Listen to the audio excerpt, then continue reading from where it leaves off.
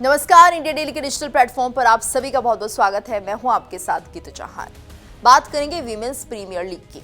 WPL के चौथे season के लिए मेगा ऑक्शन की घोषणा की गई है। ये WPL के इतिहास का पहला मेगा ऑक्शन है जिसमें कि टीमों को अपने स्क्वाड को बड़े पैमाने पर फिर से बनाने का मौका मिलेगा, इसलिए बेहद खास भी रहने वाला है। तो बात अगर हम करें विमेंस प्रीमियर लीग के चौथे सीजन की, तो ये एक मेगा ऑक्शन होने जा रही है, जिसका मतलब है कि अधिकांश खिलाड़ियों को रिलीज कर दिया गया है और टीमों को लगभग पूरी स्क्वाड नए सिरे से अब बनानी होगी। अगर हम बात करते हैं कुल रजिस्टर्ड खिलाड़ियों की, तो देखिए देश विदेश की 277 खिलाड़ियों ने नीलामी के लिए पंजीकरण कराया है। और अगर हम यहाँ पर उपलब्ध स्लॉट्स की बात करें तो 5 फ्रेंचाइजी टीमों के लिए भरने के लिए कुल 73 खिलाड़ियों की जगह बची है, यानी ये जगह खाली है। इसका मतलब ये है कि 277 खिलाड़ियों में से केवल 73 को ही अब खरीदार मिल पाएंगे। तो टीमों के पास खिलाड़ियों को खरीदने के लिए जो बजट है उसका भी अब देखना होगा किस तरह से रिटेंशन होता है। यानी इसके लिए जब टीमें खरीदी जाती हैं और टीमों के पास खिलाड़ियों को खरीदने का जब बजट होता है तो उसे हम शेष पर्स बोलते हैं। इसे बजट के तहत ही हम काउंट करते हैं। तो देखिए इसमें क्या है, उनकी रिटेंशन रणनीति पर भी ये निर्भर करता है। तो सबसे बड़े पर्स की अगर हम बात करते हैं तो इसमें यूपी वॉरियर्स है, यानी कि यूपी वॉरियर्स के पास सबसे ज़्यादा 14 करोड़ 50 लाख का पर्स यानी कि बजट है। तो देखिए पर्स का कारण भी हम समझते हैं। यूपी वॉरियर्स के पास इतना बड़ा बजट इसलिए है क्योंकि उन्होंने नीलामी से पहले केवल एक ही खिलाड़ी को रिटेन किया है और इसका मतलब ये हुआ कि वो नीलामी में सबसे आक्रामक बोली लगाने वाली टीम हो सकती है और उन्हें अपनी टीम को मजबूत बनाने के लिए सबसे ज्यादा खिलाड़ियों की जरूरत होगी। तो देखिए मेगा ऑक्शन टीमों को उनकी पूरी रणनीति बदलने और नए सिरे से कोर ग्रुप बनाने का एक बड़ा मौका यहाँ पर मिलता हुआ नजर आ रहा है। तो मेगा ऑक्शन से पहले 5 फ्रेंचाइजियों ने अपने कुछ मुख्य खिलाड़ियों को ही रिटेन किया है। दिल्ली कैपिटल्स की बात करते हैं तो इसमें जो रिटेन किए गए खिलाड़ी हैं उनकी संख्या 3 है, यानी दिल्ली कैपिटल्स 3 खिलाड़ियों को फिर से खेलने का मौका दे रही है। और अगर हम इसके पर्स की बात करते हैं तो देखिए पर्स में शेष क्या कुछ बचा है ये समझिए। ये जो बजट है ये है 13 करोड़ 50 लाख का। वहीं बात करते हैं मुंबई इंडियंस की, तो इसमें रिटेन किए गए खिलाड़ी हैं 4, यानी कि मुंबई इंडियंस के पर्स की अगर हम बात करें तो इसमें ज़्यादा अमाउंट नहीं है, ये है 12 करोड़, यानी कि ये मानिए मुंबई इंडियंस के पर्स में सिर्फ 12 करोड़ है, इसी में उनको बाकी खिलाड़ियों को खरीदना होगा। वहीं रॉयल चैलेंजर्स की बात करते हैं। रॉयल चैलेंजर्स बेंगलुरु की अगर हम बात करें तो यहाँ पर रिटेन किए गए खिलाड़ियों की संख्या है 3, यानी 3 खिलाड़ियों को रिटेन किया गया है। और अगर इनके पर्स की हम बात करते हैं तो कितना इनके पर्स में बचा है ये समझिए। ये जो आंकड़ा है वो है 13 करोड़ का। वहीं गुजरात जायंट्स की बात कर लेते हैं तो इसमें रिटेन किए गए खिलाड़ी हैं 2। इनके पर्स की बात करें तो इनके पर्स में शेष बचा है 14 करोड़। चलिए यूपी वॉरियर्स की अगर हम बात करते हैं तो इसमें रिटेन किए गए खिलाड़ी 1 हैं, यानी ये सबसे कम है। एक ही खिलाड़ी को यहाँ पर रिटेन किया गया है यूपी वॉरियर्स में। और इनके पर्स की अगर हम बात करें तो ये आंकड़ा थोड़ा ज़्यादा आ रहा है, ये है 14 करोड़ 50 लाख। तो WPL 2026 मेगा ऑक्शन से पहले रिटेन किए गए ये सभी 13 खिलाड़ी जो हैं वो एक बार फिर से हमें नजर आएंगे। और क्या इनके नाम है ज़रा ये भी समझिए कौन कौन से खिलाड़ी हैं। तो पहली खिलाड़ी हैं हरमनप्रीत कौर, वहीं साइका इशाक दोबारा रिटेन इन्हें किया गया है, Nat Sciver Brunt, Amelia Kerr, Jemimah Rodrigues, Radha Yadav, Alice Capsey, Smriti Mandhana, Renuka Singh Thakur, Ellyse Perry, Beth Mooney, Ashleigh Gardner और दीप्ति शर्मा। ये वो खिलाड़ी हैं जिन्हें फिर से मौका दिया जा रहा है, जिन्हें फिर से रिटेन किया गया है। वहीं अगर हम बात करते हैं विमेंस प्रीमियर लीग के इस बार के सीजन की, तो ये चौथा सीजन है और बेहद खास होने जा रहा है। कई मायनों में खास है, खासकर इसलिए है क्योंकि ये पहला मेगा ऑक्शन है।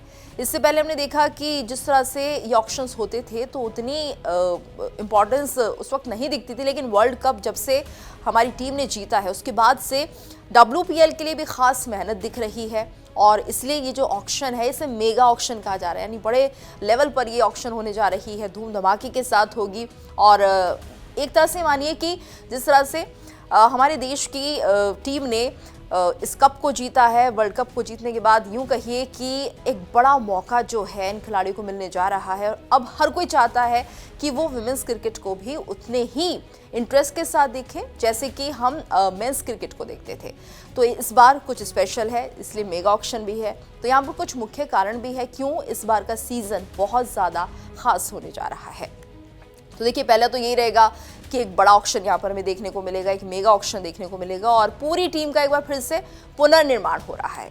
तो ये WPL के इतिहास का पहला मेगा ऑक्शन है और पिछले 3 सीजन की अगर हम बात करें तो इसमें केवल मिनी ऑक्शंस हुए थे। मेगा ऑक्शन में टीमों ने अपने ज़्यादातर खिलाड़ियों को रिलीज कर दिया है, यानी कि यहाँ पर हम ये समझें कि केवल 13 खिलाड़ी ऐसे हैं जो रिटेन हुए हैं, बाकियों को रिलीज कर दिया गया है। तो नई स्ट्रैटेजीज क्या है, जरा ये भी हम समझने की कोशिश करते हैं। तो देखिए, सभी फ्रेंचाइजियों को अपनी पूरी टीम को लगभग नए सिरे से बनाना होगा, जिससे कि उनकी जो रणनीति है और टीम कॉम्बिनेशंस है उसमें बड़े बदलाव हमें देखने को मिल सकते हैं।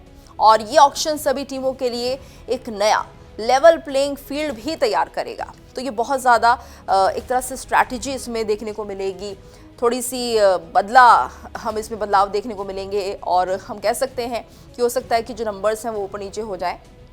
वहीं अनकैप्ड खिलाड़ियों की अगर हम बात करते हैं तो उनके लिए एक बड़ा अवसर है, क्योंकि 73 खिलाड़ियों के स्लॉट अभी खाली हैं और टीमें पूरे स्क्वाड बना रही हैं। इसलिए युवा और अनकैप्ड भारतीय खिलाड़ियों के लिए इस बार बहुत बड़ी बोली लगने और स्क्वाड में शामिल होने का भूतपूर्व अवसर भी उनके लिए है।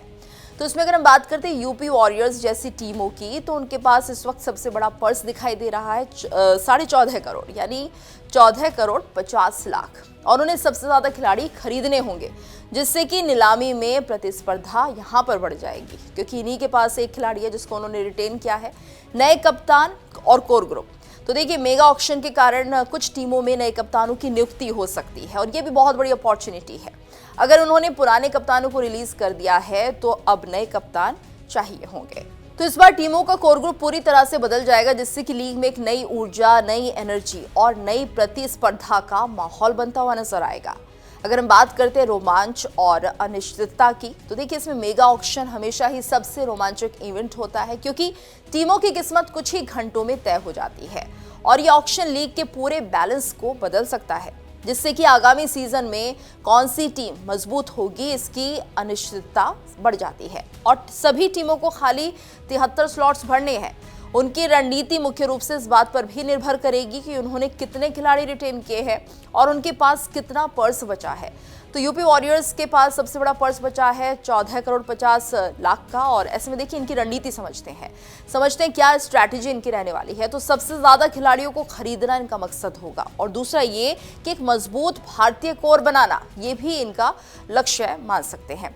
वहीं यहाँ पर देखिए, उन्हें कप्तान की तलाश होगी, क्योंकि कैप्टन उन्हें चाहिए होगा, क्योंकि उन्होंने केवल दीप्ति शर्मा को यहाँ पर रिटेन किया, तो जरूरत जाहिर सी है कि कैप्टन की पड़ने ही वाली है। तो शीर्ष क्रम के भारतीय बल्लेबाज की अगर हम बात करते हैं, जैसे कि स्मृति मंधाना, हरमनप्रीत कौर अगर रिलीज हुई होती तो वो रिटेन है, रिलीज नहीं हो पाई हैं।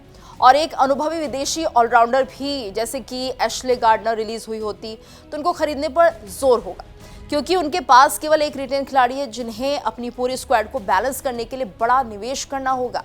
अगर हम बात करते हैं गुजरात जायंट्स की, तो यहाँ पर समझिए कि इनकी क्या रणनीति होगी, क्योंकि इनके पास अगर पर्स की हम बात करें तो वो है 14 करोड़ का पर्स, यानी 14 करोड़ का बजट इनके पास है। रणनीति इनकी समझ लेते हैं, क्या स्ट्रैटेजी ये लोग अपनाएंगे। तो देखिए, यहाँ पर मजबूत ओपनिंग कॉम्बो, यानी कि बेथमुनी और power hitting all-rounder Ashleigh Gardner को बरकरार रखने के बाद मध्य क्रम और भारतीय तेज गेंदबाजों पर ध्यान केंद्रित करना होगा। ये इनकी रणनीति होगी, किस तरह से अपनी टीम को मजबूत बनाएंगे। वहीं जो इनका मुख्य लक्ष्य है, जो टारगेट है, वो है एक भारतीय तेज गेंदबाजी अटैक बनाना। मध्य क्रम की अगर हम बात करें तो कुछ अनुभवी भारतीय बल्लेबाजों को शामिल करना इनका टारगेट हो सकता है। तो 2-3 बड़े नामों को खरीदने के लिए इनके पास पर्याप्त बजट है, यानी बजट भी है। तो अब इन्हें देखना होगा कि किस तरह से ये अपनी रणनीति पर खरे उतरते हैं। और अगर हम बात करते हैं इसी दौरान दिल्ली कैपिटल्स की और रॉयल चैलेंजर्स बेंगलुरु की, तो यहाँ पर देखिए मध्यम पर्स है इनके पास, यानी कि 13.5 करोड़ का ये बजट है। और अगर हम बात करते हैं आरसीबी की, तो इनके पास है 13 करोड़ का बजट। इनकी रणनीति को भी समझिए, क्या रणनीति अपनाएंगे। तो इन दोनों टीमों ने अपने कप्तान और कुछ मुख्य विदेशी ऑलराउंडर्स आरसीबी की एलिसे पेरी और डीसी की एलिस कैप्सी को रिटेन किया है, तो इसलिए उनका फोकस खाली स्लॉट्स को भरने पर ही ज्यादा होगा। अगर हम इनके प्रमुख लक्ष्यों की बात करते हैं तो देखिए, डीसी को अपने तेज गेंदबाजी विकल्प को मजबूत करना होगा। वहीं आरसीबी की अगर हम बात करें तो उन्हें अपने भारतीय मध्यक्रम को अधिक गहराई यानी डेप्थ प्रदान करनी होगी, जिसके लिए वो कुछ बड़े भारतीय नामों पर बोली लगा सकते हैं। वहीं बात कर लेते हैं मुंबई इंडियंस की। सबसे कम पर्स है इनका, 12 करोड़ का पर्स, 12 करोड़ का बजट। तो इनकी रणनीति समझिए, इतने कम बजट में ये लोग क्या कुछ स्ट्रैटेजी बनाएंगे, क्योंकि उन्होंने सबसे अनुभवी कोर यानी कि हरमनप्रीत, साइबर ब्रंट, अमेलिया केर को रिटेन किया है। इसलिए उनका ध्यान कम बजट में क्वालिटी रोल प्लेयर्स को खरीदने पर होगा। और इनका लक्ष्य क्या है ये भी समझिए, भारतीय विकेटकीपर और तेज गेंदबाजी बैकअप विकल्पों को खरीदना इनका जो है प्रमुख टारगेट है। निचले क्रम में फिनिशर की भूमिका निभाने वाली किफायती खिलाड़ियों की तलाश करना भी इनका लक्ष्य रहेगा। तो वो बड़ी बोलियों से बचकर छोटे छोटे खिलाड़ियों पर सही निवेश करने की कोशिश करेंगे। यानी ये अपना थोड़ा सा बजट भी कम है तो थोड़ा ध्यान भी उसी तरीके से फोकस रखेंगे। अच्छे खिलाड़ी हैं इनके पास। कुल मिलाकर यूपी वॉरियर्स और गुजरात जायंट्स सबसे आक्रामक बोली लगा सकते हैं, जबकि मुंबई इंडियंस सोच समझकर कम खर्च करने की रणनीति अपनाएगी। तो इस बार का WPL काफी खास होने जा रहा है। आप इस खबर को लेकर क्या राय रखते हैं, कमेंट करके हमें जरूर बताइए।